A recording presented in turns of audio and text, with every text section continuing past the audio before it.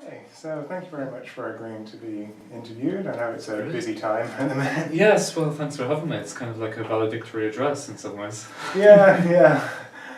So the first thing I wanted to ask you about really was your background. So your background's in psychology? Yeah, with only, I suppose, with two brief diversions. But I've always been in or around specifically social psychology. I did my first degree back in my hometown university, which is University College Cork in Ireland. So I did a degree in applied psychology there. I subsequently did a degree in applied social psychology at the University of Bath, which I think is a degree that doesn't exist anymore. Then I had a brief detour doing other things for a few years, during which time I also did a postgraduate diploma in social policy back in Cork. Then I did my PhD at the Open University in the Department of Psychology there.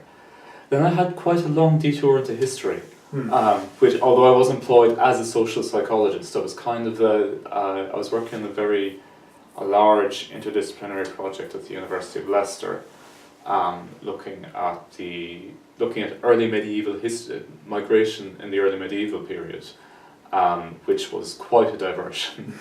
But I mean, migration and diasporas is what I do, and I was employed as a social psychologist on that, looking at contemporary identities. So that was 4 years in the history department of Leicester, following which I came here and became a social psychologist again. Yeah. I had to relearn everything. Yeah, well, one of the things I wanted to ask you about actually was your interest in diaspora and migration and so on. So was that an interest that you had? Where did that interest come in? At what stage?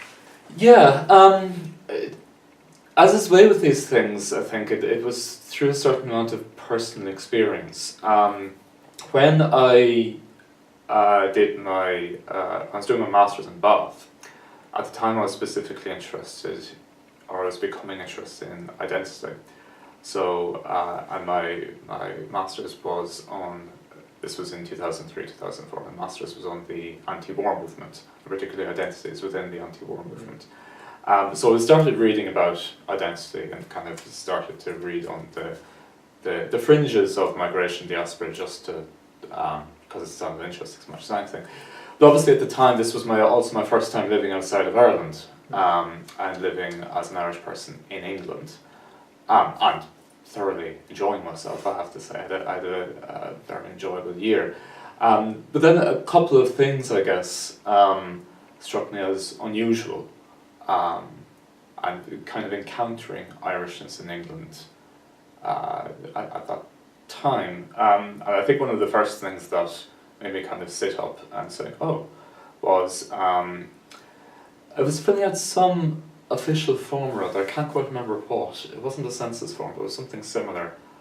I think it might even have been job application forms. I was looking at the ethnic categories and seeing white Irish in there, and realising that kind of for the first time in my life being, you know, white and middle class and straight and whatever you want to call it, that one of them as privileged as you want to be, you know. So suddenly realising, oh God, I'm an ethnic minority.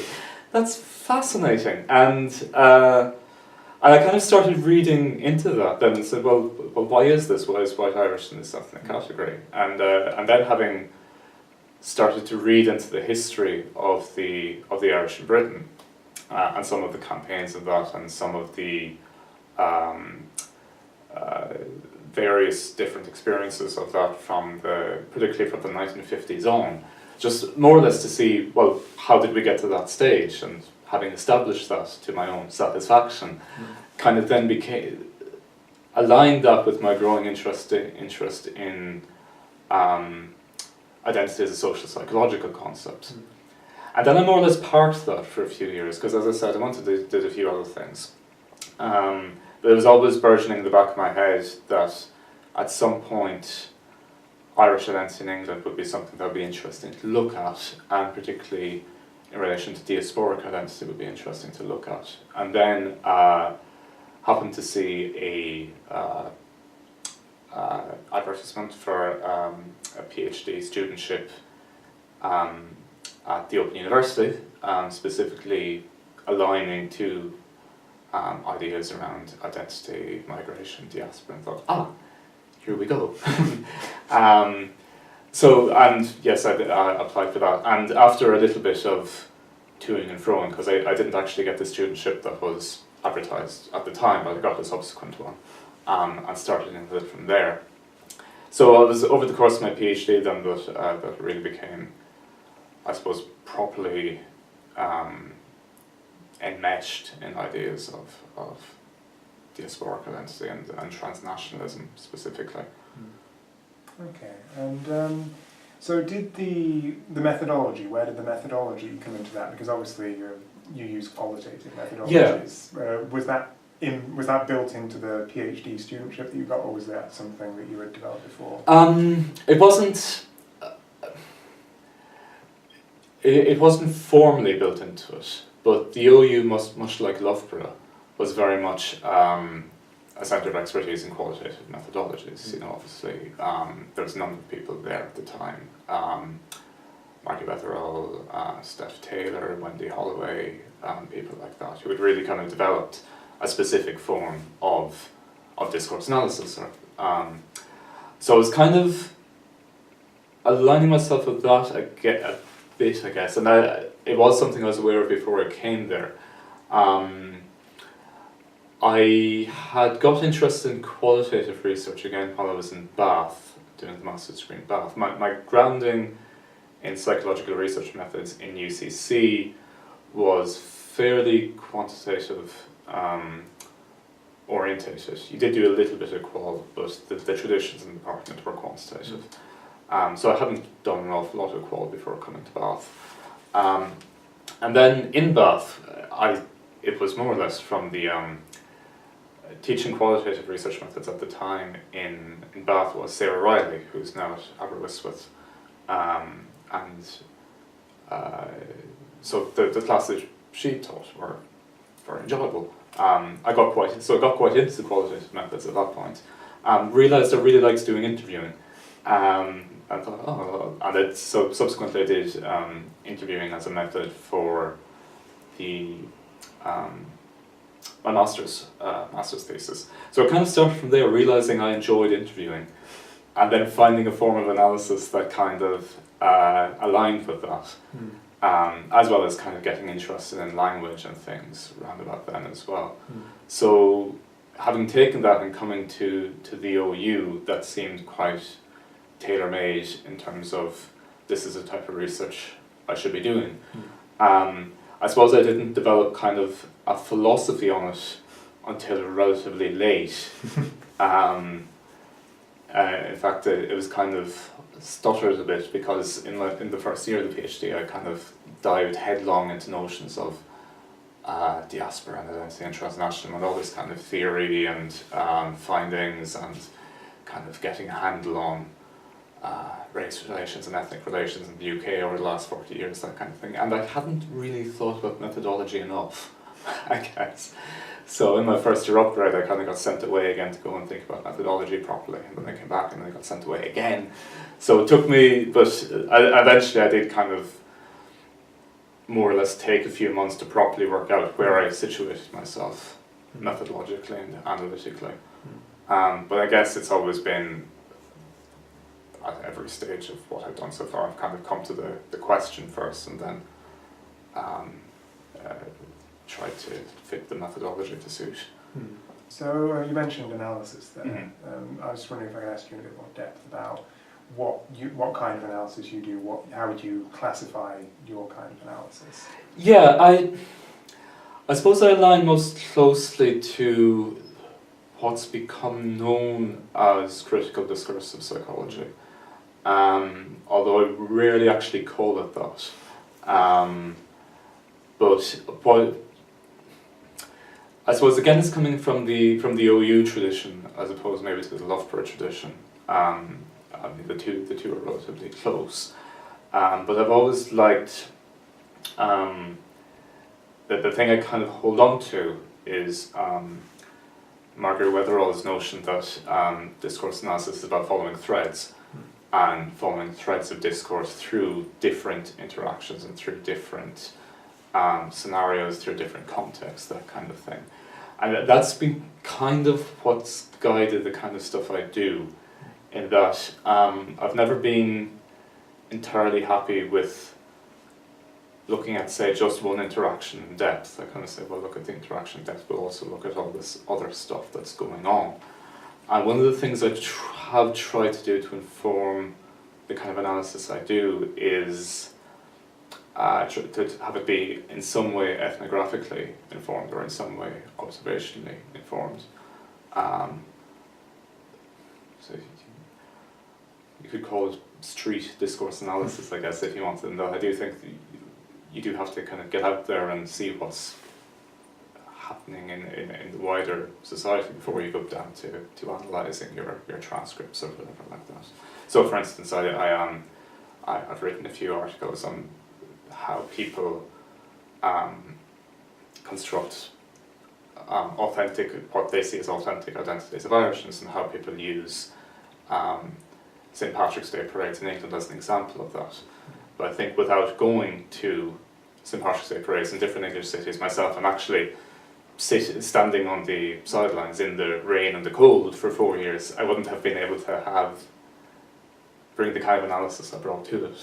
So again, it's picking up on threads that somebody will mention in an interview that you remember from some kind of really uncomfortable experience you had in sub-zero temperatures in Birmingham 2 years ago. That kind of thing.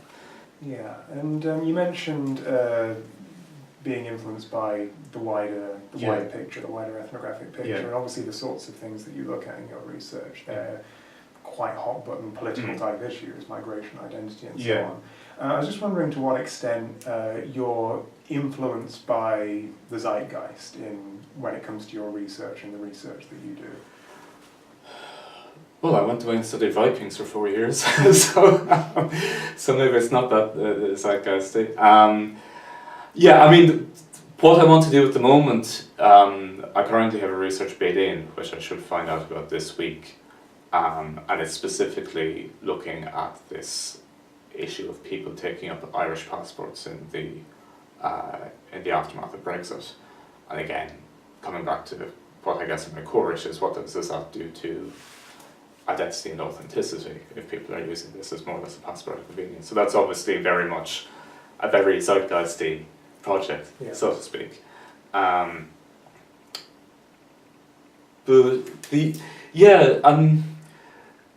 Otherwise my career seemed to have been slightly missed the boat sometimes, because I was doing research on Irish migration in England.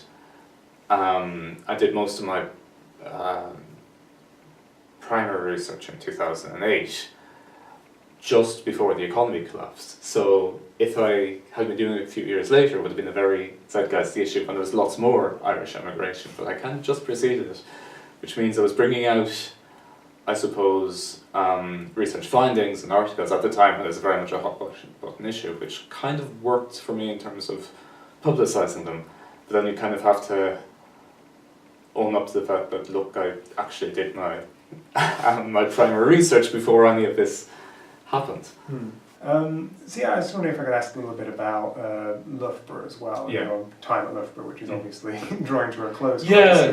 But just memories from when you've been here, and particularly obviously with the DARGchive. So we'd ask about it, but obviously your own approach obviously sits on the boundary between two different kind of approaches. So just how you've experienced Loughborough from that perspective. Yeah.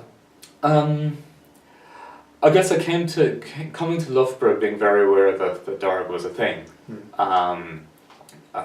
It's been running for about 30 years now.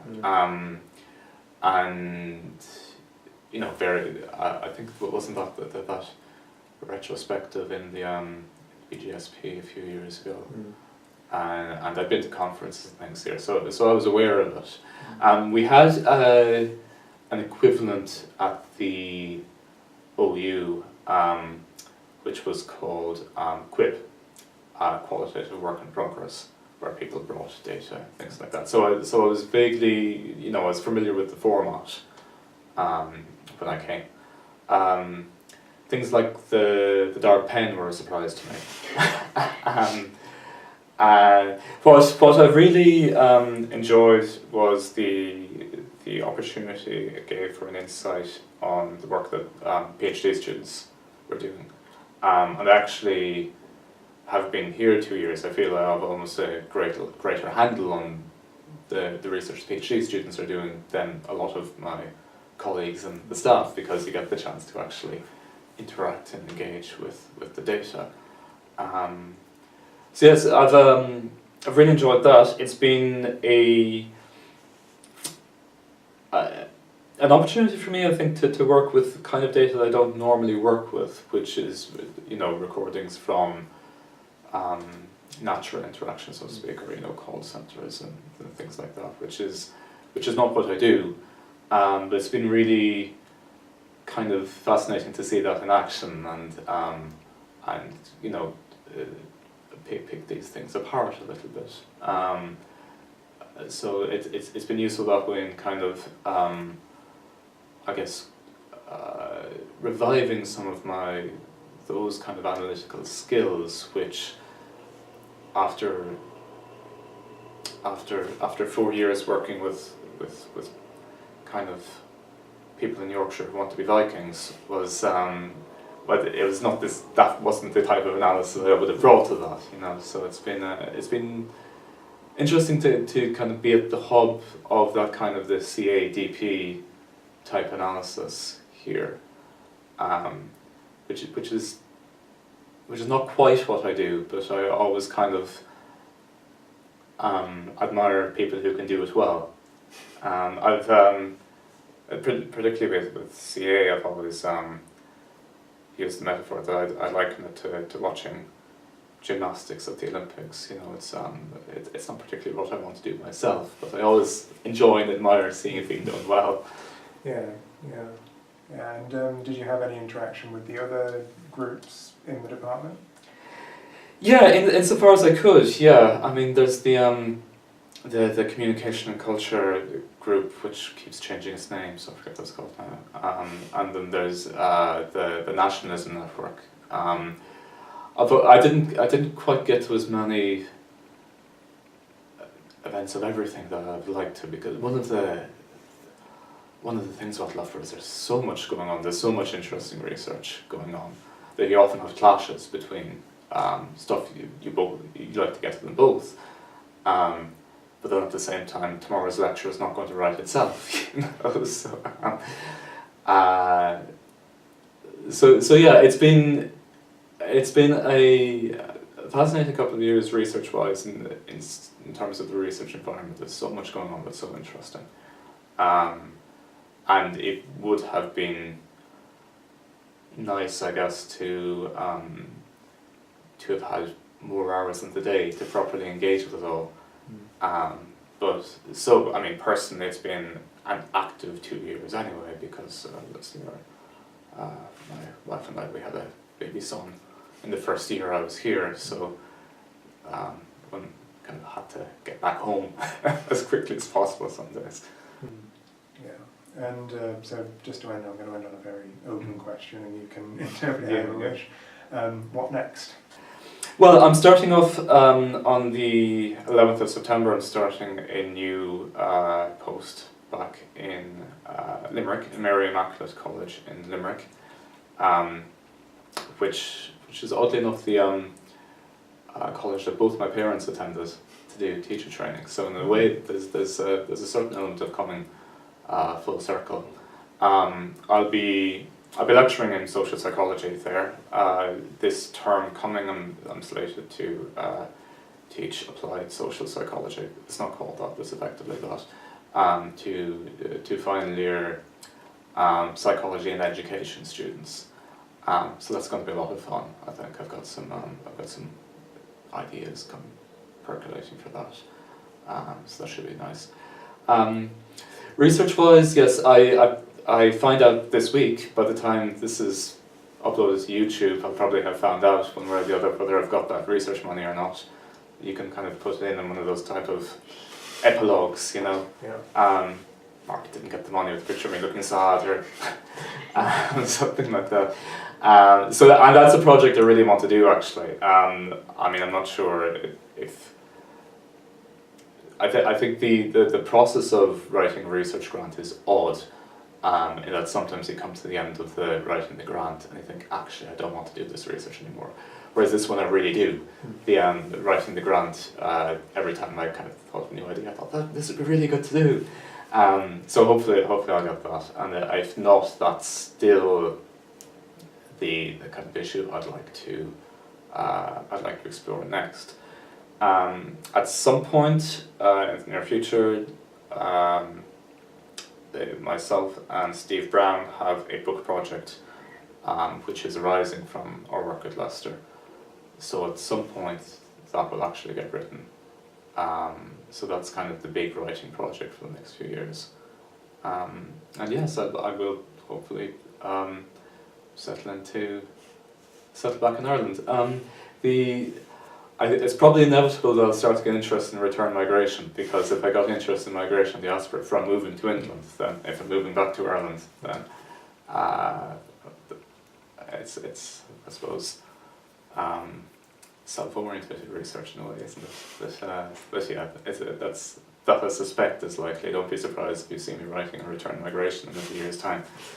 Yeah, and this will be we got the scoop. We were the first ones to hear about it. So yeah, those are all my questions. So thank you very much for giving such a great interview. Thanks. Cheers.